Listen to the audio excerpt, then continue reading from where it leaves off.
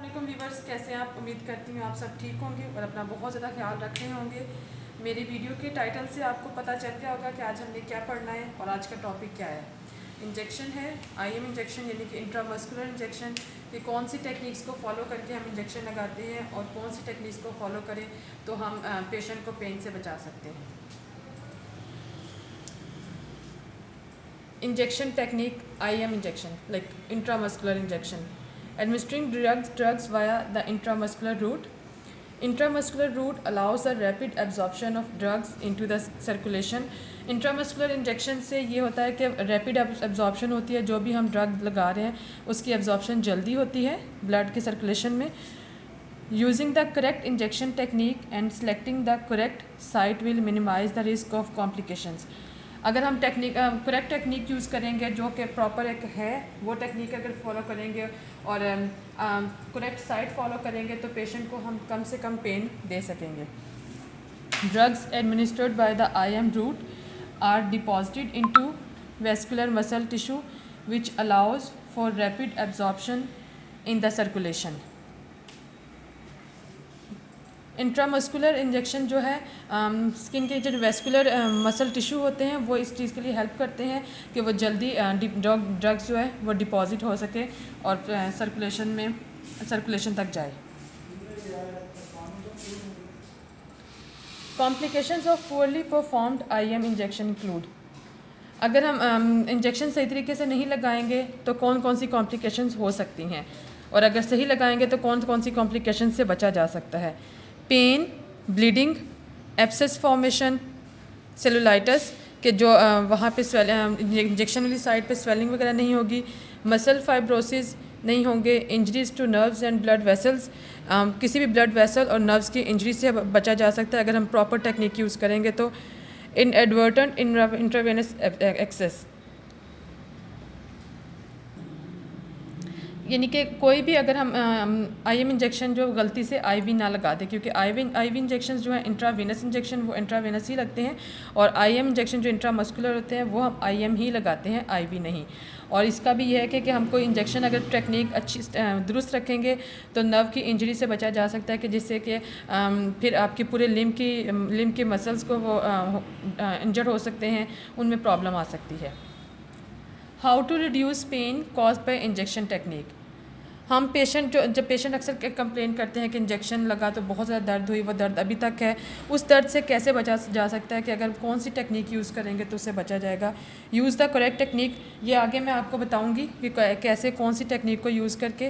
Rotate the injection site to prevent induration of abscess. जो भी site वहाँ पे लगाएंगे उसको थोड़ा सा रोटेट करके, लाइक अगर हम बाजू पे लगाते हैं तो हम पेशेंट से कहते हैं कि अपना बाजू फोल्ड करके थोड़ा सा रोटेट कर लें. अगर हम पेशेंट के थाई पे या हिप जॉइंट पे लगाते हैं तो भी पेशेंट से कहते हैं कि अपनी थोड़ी सी टांग को बेंड कर लें या थोड़ी रोटेट कर लें. Explain the benefits of injection to the patient. Patient hesitate होगा तो उसको फ़र्स्ट ऑफ़ ऑल लाजमी पेशेंट की कंसेंट होती है, उसको इन्फॉर्म करना होता है कि हम उसको कौन सी ड्रग दे रहे हैं, कौन सी इंजेक्शन उसको लगना है और इस इंजेक्शन से क्या बेनिफिट होगा उसको, ताकि पेशेंट की हेजिटेशन ख़त्म हो जाए. Position the patient so the muscles are relaxed. एक नेचुरली एक होता है कि इंजेक्शन अगर लगना है तो सुई का थोड़ा सा खौफ होता है. पेशेंट को हमने कहना है कि अपनी बॉडी को अकड़ाएं नहीं, रिलैक्स रखें, उनके मसल्स रिलैक्स रहेंगे, पेशेंट को पेन कम होगा. Insert and remove the needle smoothly and quickly. जैसे ही हम इंजेक्शन लगाएंगे तो इंजेक्शन लगाइए, मैं आपको प्रैक्टिकल करके भी दिखाऊंगी इंशाल्लाह अपनी नेक्स्ट वीडियो में. उसमें ये होगा कि आपको बताऊंगी कि कैसे आपने आराम से अंदर इंसर्ट करना है स्मूथली और क्विकली. लाइक ऐसा नहीं करना कि आप बहुत ज़ोर से लगा रहे हैं और बहुत आराम से निकाल रहे हैं. स्मूथली लगाएं और क्विकली निकालें. Hold the syringe steady during the procedure. अपने सिरिंज को 90 डिग्री के एंगल पे रखना है. ऐसा ना हो कि आप इंजेक्शन लगाते हुए आपके खुद के हाथ काँप रहे हों या आप श्रिंक कर रहे हो. Inject medication slowly but smoothly, कि आराम से लगाना है और स्मूथली लगाना है. सिलेक्ट साइट सिलेक्शन, कि हमने कौन सी साइट को, कौन सी जगह को की सिलेक्शन करनी है. 4 muscles are recommended for IM administration. Intramuscular education in drug के लिए 4 साइट्स रिकमेंडेड हैं. वो कौन कौन सी? वेस्टस लेटरलिस, रेक्टस फेमोरस, ये जो दो हैं, ये दो मसल्स थाई के मसल्स हैं। ये जैसे अगर आपको मैं दिखा रही हूँ तो ये थाई के कि आपने लेटरली ना तीन हिस्सों में अपने मसल को डिवाइड कर लेना। उसमें जो थर्ड पार्ट होगा वो होगा मिडल का, जो पार्ट होगा ना जो मिडल का, वो आपने चूज़ करना है, वहाँ पे इंजेक्शन लगाना है, वो रिकमेंडेड है थाई का। Middle one of the thigh, middle one of the thigh laterally side पे, क्योंकि यहाँ से कोई ब्लड वेसल नहीं गुजर रही होती, इसलिए ये सेफ साइट है, ये रिकमेंड की जाती है। बच्चों में फ्रंट साइड पे लगाया जाता है। ये साइट स्पेशली बच्चों के लिए रिकमेंडेड है, सबके लिए रिकमेंडेड है लेकिन स्पेशली बच्चों के लिए। Deltoid upper arm, ventrogluteal upper outer quadrant of gluteal region. अगर हम बटक के फोर पार्ट में उसको क्वाड्रेंट में वो करें, सिलेक्शन करें, तो अपर आउटर क्वाड्रेंट जो होगा ना वो इंजेक्शन की साइट के लिए रिकमेंडेड है। इंजेक्टेबल वॉल्यूम्स पर साइट इन एडल्ट्स। हम साइट्स के लिहाज से इंजेक्शन के वॉल्यूम होता है कि अगर आपके पास इंजेक्शन है वो 2.5 ml है, तो आपने वेंट्राग्लूटियल जो मसल है वहाँ पे रेकमेंड करना है कि इंजेक्शन वहाँ पे लगे। अगर 5 ml का इंजेक्शन है, कोई पेन किलर है जो 5 ml है, तो कोशिश करें कि वेस्टस लेटरलिस जो मसल है वहाँ पे, जो भी मैंने ऊपर आपको बताया, वहाँ पे लगाएं। 1 ml तक है तो वो डेल्टॉइड पे लगाएं अपर आर्म में, और अगर 5 ml है रेक्टस फेमोरस पे लगाना है तो वो भी 5 ml आप लगा सकते हैं। नीडल सिलेक्शन है कि आपने नीडल कौन सी सेलेक्ट करनी है, कैसे आपने उसको चूज़ करना है। सेफ्टी नीडल्स, कि जो सेफ्टी नीडल्स का मतलब कि जो स्टेराइल हों आपने वो यूज़ करनी है, अनस्टेराइल अनपैक जो है वो यूज़ नहीं करनी। Appropriate needle size diameter 21 gauge is commonly used. 21 gauge की जो होती है वो कॉमनली यूज़ होती है इंजेक्शन लगाने के लिए। 23 गेज टू 25 गेज या और 25 gauge for IM vaccines.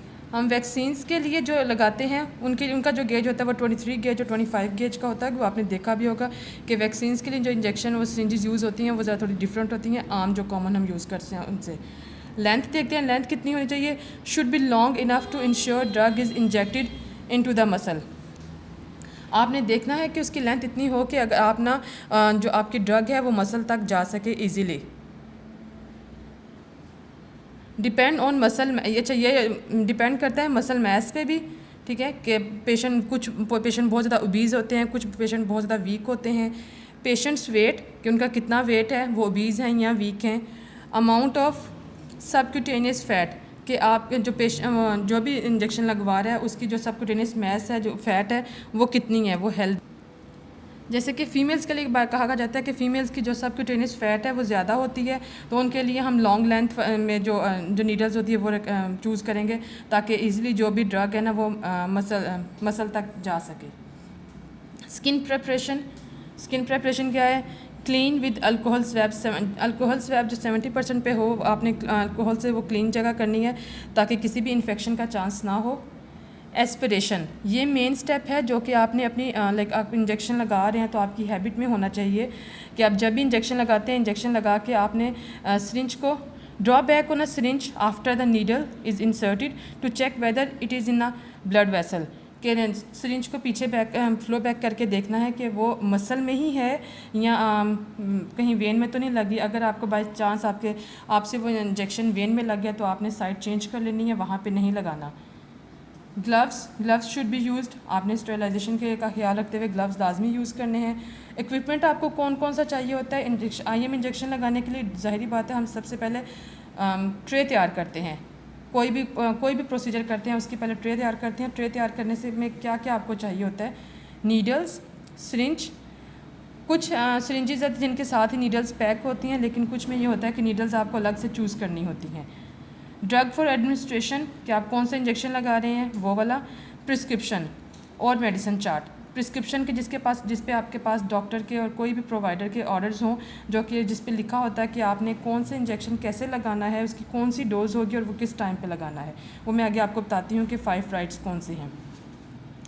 Tray to carry the drug, जिस ट्रे में आपने वो सब मेडिसिन या इंजेक्शन रखे हुए हैं। शार्प्स कंटेनर, ताकि जैसे ही आप इंजेक्शन लगाने के बाद आप नीडल को कट कर सकें। नीडल को कट करना लाजमी है, बहुत ज़रूरी है। ऐसे ओपन ही आपकी नीडल नहीं छोड़नी इंजेक्शन लगाने के बाद। 5 rights of medicine administration,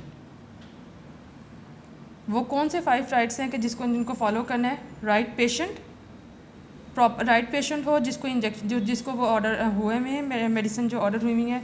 right drug, आपने पेशेंट चेक कर लिया कि ये वही पेशेंट है, उसके बाद ये ड्रग देख ली कि उसको यही ड्रग लगनी है। राइट टाइम, कि ये ड्रग इसी टाइम पे ऑर्डर हुई हुई थी, लाइक कोई इंजेक्शन हैं जो मॉर्निंग में एडवाइस होते हैं, कोई नाइट में, कोई आफ्टरनून में, वो आपने चेक कर लेना है। राइट डोज, कि इस इंजेक्शन की कितनी डोज लगनी है, आया ये 1 ml लगेगा, 5 ml लगेगा, या ग्राम्स में कि 250 में लगेगा, 500 में, जैसे भी आपने वो देख लेना है। एंड राइट रूट, ये वो इंजेक्शन इंट्रामस्कुलर देना है आपने, सबकुटेनियस देना है या इंट्रावेनस देना है, वो आपने देख लेना है।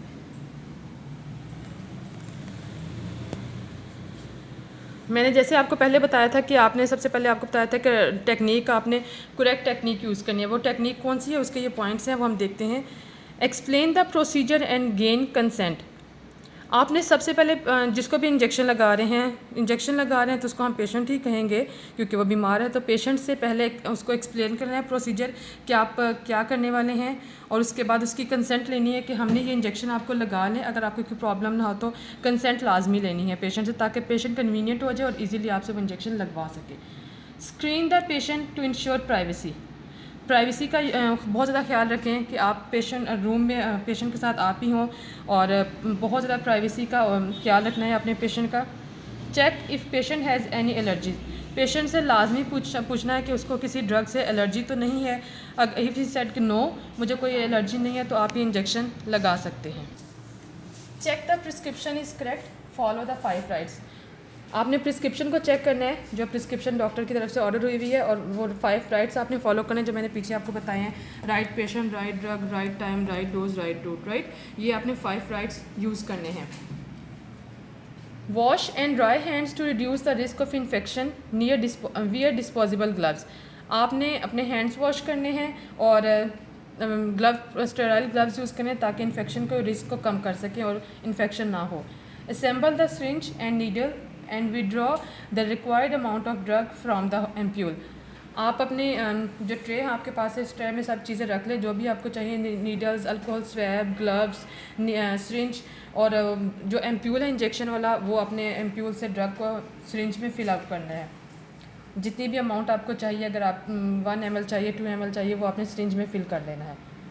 Disperse air bubbles from the syringe, ये तो मतलब जो भी केयर टेकर हैं, कोई प्रोवाइडर्स होते हैं, उनको पता होता है कि कोई भी इंजेक्शन आप लगा रहे हैं, चाहे वो इंट्रावेनस लगा रहे हैं, सबकुटेनियस लगा रहे हैं, इंट्राडर्मल लगा रहे हैं, कोई भी उसमें किसी भी इंजेक्शन में बबल नहीं होने। लाइक ये जैसे मेरे पास एक इंजेक्शन है, मैं आपको प्रैक्टिकल करके दिखाऊंगी, बट अगर आपके पास इंजेक्शन है तो उसमें आपने देखना है कि कोई बबल ना हो। अगर कोई बबल होगा तो आपने टैप करना है ताकि वो बबल वहाँ से मतलब सिरिंज से निकल सके। Change the needle, doing so will ensure that the needle used for injection is sharp, reducing pain। कभी ये होता है कि कुछ इंजेक्शन्स ऑयली होते हैं तो वो फिल होते हुए टाइम लगता है, तो आप कोशिश ये करें कि जिस नीडल से आप वो इंजेक्शन फिल कर रहे हैं दोबारा वो नीडल यूज़ ना करें, लगाते हुए नीडल चेंज कर लें, और जैसे इंजेक्शन लगा लें उसके बाद उसको कट डाउन कर दें। Dispose of the use needle in the sharps container, needle cutter आपके पास होना चाहिए, उसी टाइम आप वो नीडल कटर यूज़ करके नीडल्स को कट कर दें। Check the patient's identity, patient की आइडेंटिटी चेक करनी है कि आपने ठीक लगाया, और उस टाइम पर उसके उस पर नोट पे या जो चार्ट है, मेडिसिन चार्ट है, उस पर आप नोट डाउन कर लें। Position the patient comfortably with the injection site exposed, patient को जब आप लेटाएंगे तो उसको कंफर्टेबली लेटाएं, और वो उसको पेशेंट को ये प्रॉब्लम ना हो कि मैं ज़्यादा एक्सपोज हो रहा हूँ या मैं कम एक्सपोज हो रही हूँ, या मैं किसी प्राइवेसी का ख्याल रखते हुए पेशेंट को उतना ही एक्सपोज करें जितना कि आपको इंजेक्शन लगाने के लिए ज़रूरत है। Check the site for signs of oedema, infection और skin lesion, if any of these are present change the site. आपने देखना है कि जहाँ पे जो इंजेक्शन आप लगा रहे हैं वहाँ पे कोई एडिमा तो नहीं है, स्वेलिंग नहीं है, ऑलरेडी कोई इन्फेक्शन तो नहीं हुआ वहाँ पे, स्किन लीजन्स तो नहीं है। इफ़ एनी, अगर आपको वहाँ पे लगे कि ऐसा कुछ है तो प्लीज़ चेंज द साइट, आपको योर साइट देख लें इंजेक्शन लगाने के लिए, लेकिन स्किन लीजन जहाँ पे हो वहाँ पे ना लगाएं। Ensure the skin is clean, अच्छा, रिकमेंडेड ये है कि अगर आप पेशेंट अगर रिसेंटली पेशेंट ने बाथ लिया हुआ है, पेशेंट ने अपनी स्किन वॉश की हुई है विद सोप, तो आप अल्कोहल से साफ़ करने की ज़रूरत नहीं है। बट अगर पेशेंट से आप इंश्योर कर लें ऐसा नहीं है तो पेशेंट अल्कोहल स्वैब यूज़ करके आप स्किन को क्लीन करें। Swab for 30 seconds with isopropyl alcohol and allow to dry for 30 seconds. आप 30 सेकंड के लिए स्वैब करें और उसके बाद ड्राई होने दें। Within 30 second alcohol dry हो जाएगा। Allow the patient you are inform the patient you are going to carry out the procedure, use distraction and relaxation techniques to reduce pain. Patient को inform करें ताकि वो कोई भी distraction ना हो और पेशेंट रिलैक्स हो और आपने प्रॉपर उस टेक्निक से इंजेक्शन लगा सकें। Hold the syringe and needle in your dominant hand and gently stretch the skin around the injection site with other hand। जो भी आपका डोमिनेंट हैंड है, लाइक आप राइट हैंड से जो भी काम करेंगे, राइट हैंड से इंजेक्शन अपनी उसको सिरिंज को पकड़ें और दूसरे हाथ से स्किन को स्ट्रेच करें आराम से और उसके साइड्स में ना जो जगह आपने वॉश किया वहाँ पे आराम से जेंटली इंजेक्शन को लगाएं। A Z-Track in technique can be used to prevent leakage। Z-Track technique एक स्पेसिफिक टेक्निक है जिसको यूज़ करते हुए अगर हम इंजेक्शन लगाएं तो इंजेक्शन आपने देखा होगा कि जैसे हम नीडल को बाहर निकालते हैं तो 1-2 ड्रॉप बाहर निकलते हैं। वो क्यों कि हम कोई भी Z-Track टेक्निक यूज़ नहीं करता। ये मैं आपको नेक्स्ट वीडियो में बताऊंगी कि ये टेक्निक कौन सी होती है। इसको फॉलो करते हुए अगर आप इंजेक्शन लगाएंगे तो लीकेज नहीं होगी। आपका जितनी भी रिकमेंडेड डोज है वो सारी की सारी स्किन में मसल में तक जाएगी। Insert the needle at a 90 degree angle. आपने नीडल लगाते हुए इसको 90 डिग्री के एंगल पर रखना। जैसे ये देखें इस पिक्चर में मैंने बनाया कि ये स्किन है, ये सबक्यूटेनियस टिश्यूज़ हैं और ये मसल है। तो इंजेक्शन को आपने यूँ 90 डिग्री के एंगल पे रखना है ताकि नीडल जो है डायरेक्ट मसल तक जाए और आपकी डोज प्रॉपर मसल तक पहुंच सके। Aspirate to check whether needle is in a blood vessel. वो मैंने आपको जो पहले बताया कि ये आपकी प्रैक्टिस में होना चाहिए। अनकॉन्शियसली आपको भी पता हो कि जैसे ही आप इंजेक्शन नीडल अपनी उसमें मसल में स्किन में लगाएं तो फ़ौरन से एस्पिरेट करके पीछे आप देखें, प्लंजर को पीछे करें, देखें कि आपका उसमें ब्लड तो नहीं आ रहा। अगर ब्लड नहीं आएगा प्लंजर बैक करने से भी तो इसका मतलब कि आपकी सिरिंज मसल में ही है, वेन में नहीं है। Depress the plunger slowly at a rate of 1 ml per 10 ml seconds 10 seconds। देखें अगर आपने ना इतना इस चीज़ का ध्यान रखना है कि अगर 2 ml कोई आपकी डोज़ है, इंजेक्शन 2 ml का है तो 10 सेकेंड में 1 ml जाना चाहिए, ठीक है। यानी कि 2 ml का जो इंजेक्शन है वो 20 सेकेंड्स में जाना चाहिए। ये आपने रेशो रखनी है टाइम की, टाइम को बहुत ज़्यादा ध्यान रखना है। Wait for 10 seconds to allow the drug to diffuse into the tissue, then quickly withdraw the needle। आपने 10 सेकंड्स तक वेट करना है। इंजेक्शन के लगाने के फ़ौरन बाद नीडल बाहर नहीं निकालनी। 10 सेकंड तक वेट करें ताकि ड्रग पूरी डिफ्यूज़ हो सके मसल तक, ठीक है। उसके बाद अर्जेंटली आपने निकाल लेना है। Cut the needle and syringe and dispose of according to local health policy. फिर उसके बाद नीडल को आपने नीडल कटर से कट करना है और जो भी आपकी वहाँ के लाइक आपकी पॉलिसी है, जो हेल्थ पॉलिसी है कि वेस्ट को जो मेडिकल वेस्ट है उसको कैसे हमने डिस्पोज़ करना है, वहाँ उस लिहाज से फिर आपने उसको डिस्पोज ऑफ करना है, ऐसे ओपन नहीं छोड़ देना। Ensure patient is comfortably wash your hand. Patient से पूछना है कि पेन तो ज़्यादा नहीं हुआ, पेशेंट इज़ कम्फर्टेबल, पेशेंट की कम्फर्टेबल लेवल चेक करना है, अपने हैंड वॉश करने हैं। Record administration on the prescription chart. जो भी आपके पास प्रिस्क्रिप्शन चार्ट है, मेडिसिन चार्ट है, उस पर आप वो चीज़ नोट डाउन करें कि आपने इंजेक्शन किस पेशेंट को लगाया, कौन सी ड्रग थी, किस टाइम पे क्या डोज थी, वो आपने नोट डाउन करना है। लास्ट में monitor the patient for any effects of medicine. तो आपने सबसे लास्ट में आपने ये चीज़ नोट डाउन करनी है कि आपने जो इंजेक्शन लगाया है पेशेंट को, उस इंजेक्शन से पेशेंट को कोई एलर्जी तो नहीं हुई, कोई एडवर्स इफेक्ट तो नहीं हुए, पेशेंट कोई अनकॉन्शियस लाइक कोई भी इफेक्ट्स तो नहीं हुए। पेशेंट से वो पूछना है और थोड़े टाइम तक पेशेंट पे ध्यान रखना है। आई होप मेरे ये सारी पॉइंट्स आपको समझ आ गए होंगे, मेरी वीडियो आपको अच्छी लगी होगी। अगर मेरी वीडियो आपको अच्छी लगी है तो मेरी वीडियो को लाइक करें, शेयर करें और मेरे चैनल को सब्सक्राइब करें। Thank you.